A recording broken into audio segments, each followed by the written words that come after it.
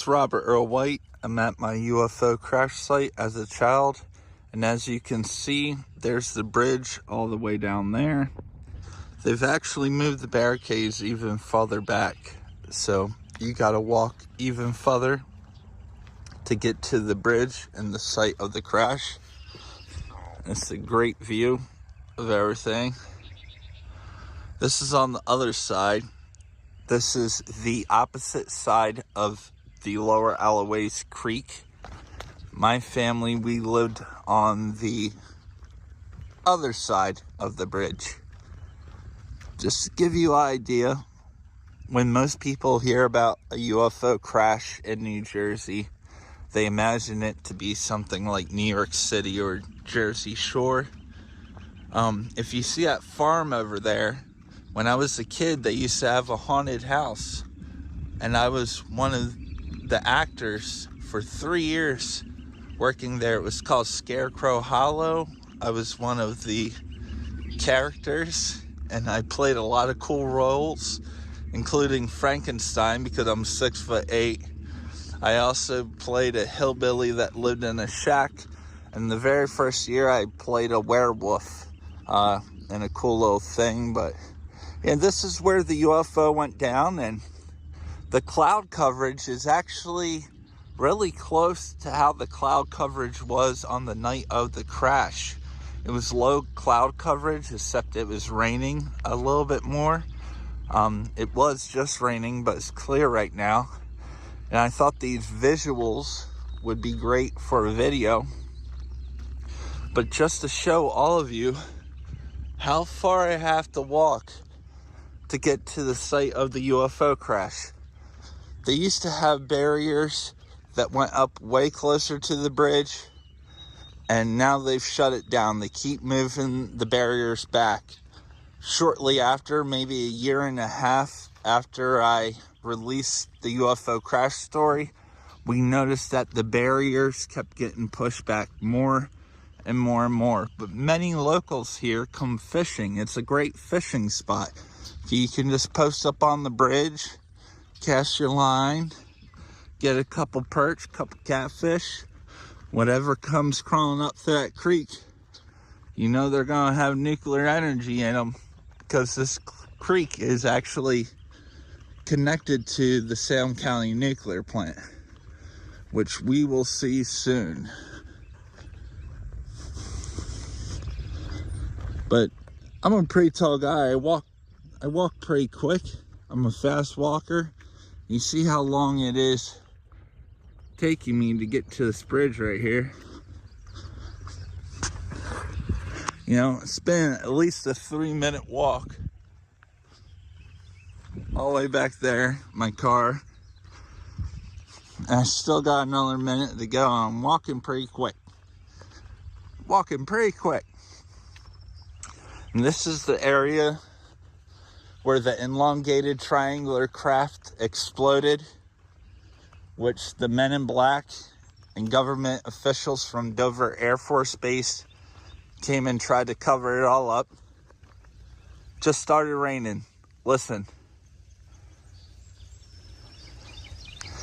Now, imagine this environment. You see no street lights. No street lights whatsoever. There are no street lights. My family lived on the other side of that bridge there. It was April 21st, 1991 at 10:18 p.m. My family witnessed a triangular craft explode right in the area where I'm walking to now. You can see that tree line off in the distance on the other side of that bridge. My house was on the other side of that tree line there. And a lot of foxtails.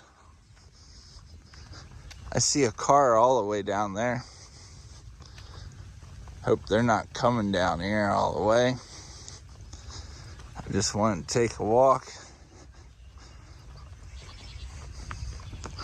And as I mentioned, this area right over there, center of the screen, that whole area That's where the craft crashed. It was above the creek. The creek here. You can see the nuclear plant, which this creek is actually attached to. That wood line there, if you go beyond that wood line, that's where my family lived. My aunt, my mom, myself. And it was in this area over here where the craft crashed. The Coast Guard had their boats in this waterway right here. And they had black tarps over in that area that I'm walking to now. Oh man. The graffiti has just gotten out of control here. I used to get so angry seeing all this graffiti because this is such an important spot to me. I grew up here as a child and none of this graffiti was here.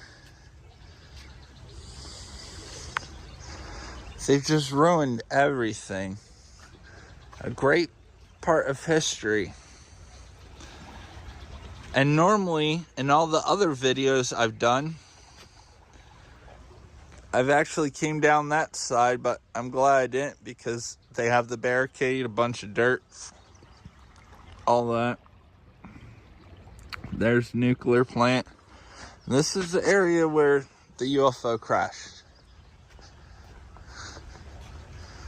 And it seems like they're doing more shit down here. And I see them digging, and anytime they're digging, I'm like, I wonder if there's a part of UFO crash debris in that dirt pile. I'm just seeing this for the first time. A lot of cardinals here. I like cardinals.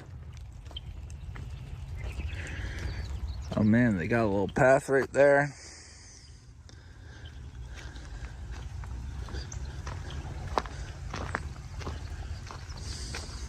I've never seen this before. I've never been able to see all this area. But to give you an idea, this is where the UFO crash happened. Right here. My house was over that tree line. They had black tarps all on this area here. And you can see by what it is, how hard it must have been to retrieve everything. And it's pouring down rain right now.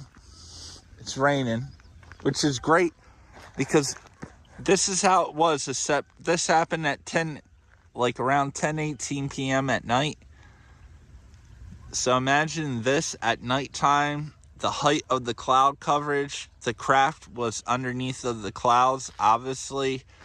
My family that lived right over there on the other side, we saw the craft up here about on a 45 underneath, obviously, but as you see the tree line, to us, it looked like the craft was directly over the tree line because of the angle we were seeing it. And this is where it was, right on the creek, right near the bridge, not far from the nuclear plant.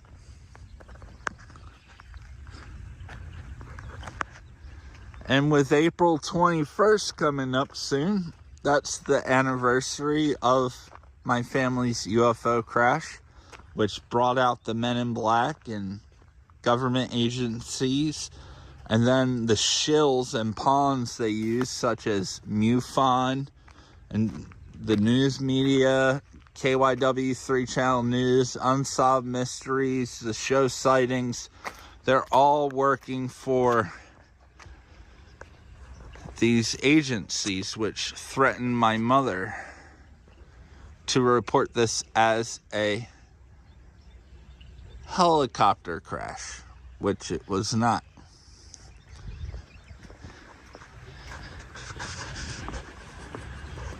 No evidence was found of a helicopter crash, nor were any helicopters or any other aircraft reported missing.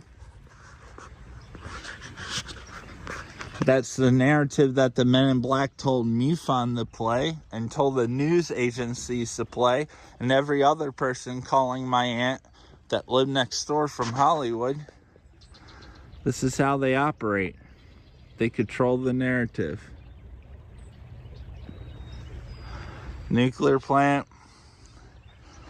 This is the Lower Alois Creek incident right here. And I just love it. The clouds right there. This general area is where the triangle was seen. My family lived over that tree line that you see over there. The craft was right here. The Coast Guard cutter boat was right there. They had black tarps all over that area. And as the firefighters were coming up this road, they saw the tarps and all that right there. So, ironically, I've been doing Instacart because I'm broke and YouTube doesn't help at all, and none of my videos are being watched, and I'm being censored, obviously, by Google and the Arrow offices and all that. So, I've been doing Instacart, and I just so happened to have a job that I delivered that was on New Bridge Road. This is called New Bridge Road in Salem, New Jersey, okay? And the house I delivered to was right down this road. And I said, let me go here and make a fun little video for everyone to watch. With April 21st coming up, you know, I've been X'd out by all of the storytellers in this community. Everyone that has absolutely no evidence to back their claims. They're the ones that have attacked me. I've been accused of being CIA, FBI, etc., etc. Even going to other events. And I'm over it. I honestly don't care that a UFO. The Peterson, the guy in the report that reported hearing the sound of the crash, but he didn't see anything. That's his house right there. You see how the trees are around his house. His name was George. You can read it in the police reports and all that, in the evidence I provide with this video. That's where he lived. He heard it, but he couldn't see anything, obviously, because you see the house and all the trees versus my family living on the other side of those trees over there and having a good 45-degree angle to see the thing go down right about there. But unfortunately, he was barricaded with trees. It's a dark night. At one point, there was a single light. You see that little thing on top of the bridge? That was a light. But as you can see, there are no street lights. Either way you look, there are no street lights. That was the only light in the area. And the only power was going from here up to there, no street light, running to the bridge to have a little night light on the actual bridge. So every other place was absolutely dark. This is where I grew up as a kid.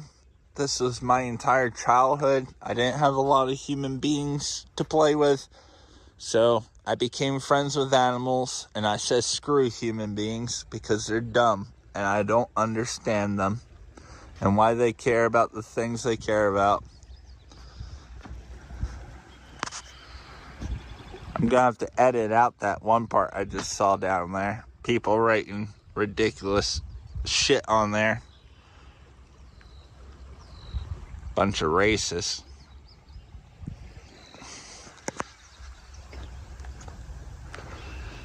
But yep, this is it. So I'm gonna head back. April 21st, 1991 at 10:18 p.m. is when the Lower Alois Creek went down. This is it.